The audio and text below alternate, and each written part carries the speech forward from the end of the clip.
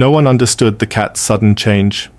One moment, Leo was the family's gentle, purring shadow, a soft ball of ginger fur that tolerated every clumsy pat from 2-year-old Finn.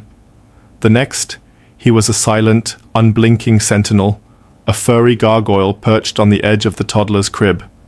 He wouldn't move. Not for treats, not for his favorite toy, not even for the gentle coaxing of his beloved human, Sarah. He just sat there, his green eyes fixed on the sleeping child, a low, almost inaudible rumble in his chest. It started on a Tuesday.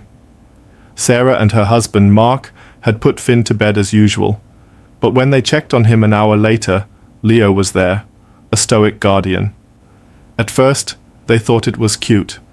"Look, he's protecting his little brother," Sarah had whispered.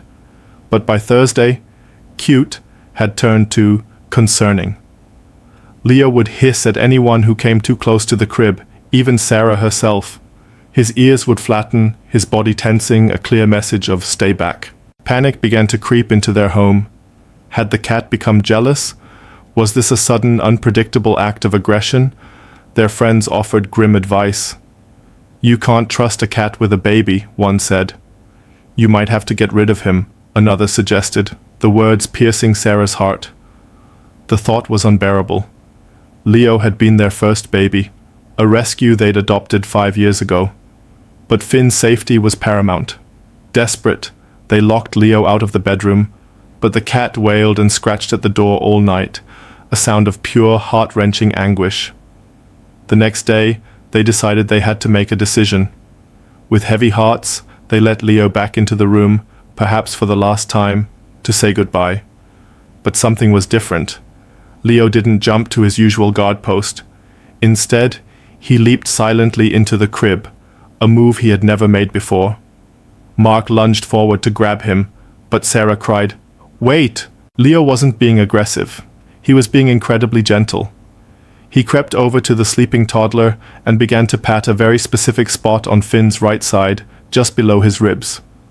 It wasn't a random pawing.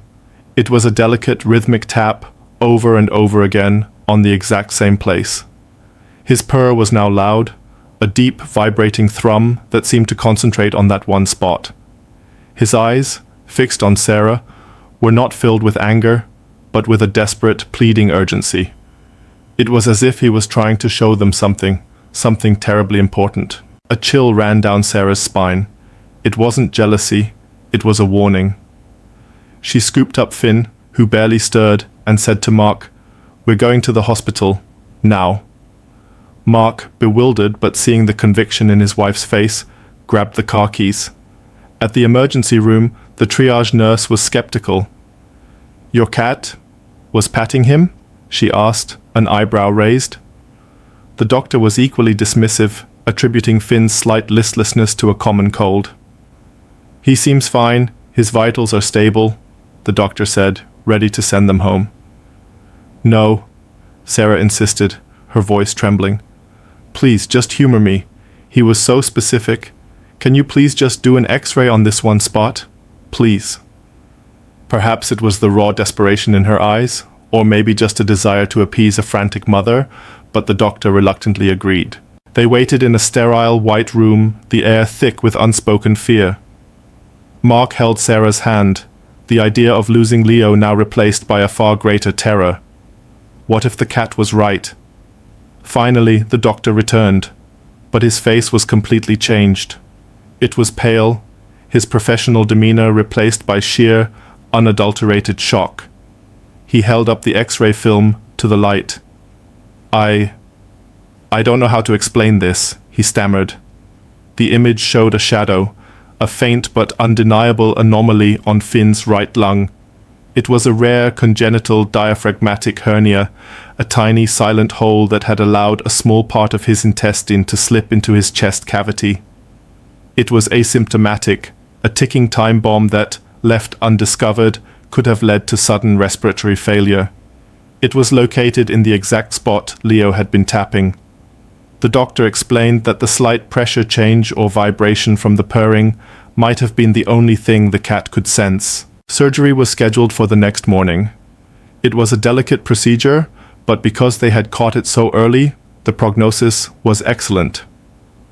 As they stood by Finn's hospital bed after the successful operation, watching his chest rise and fall in a steady, healthy rhythm, Sarah couldn't stop the tears from flowing. They had almost given up on the one creature who was trying to save their son. When they brought Finn home, Leo was waiting. He sniffed the little boy cautiously, then gave his hand a gentle lick before curling up at the foot of the crib, his watch finally over. He wasn't a sentinel anymore.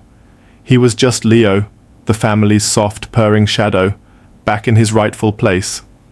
Sometimes, the quietest observers see the deadliest dangers, and the purest love needs no words to be understood.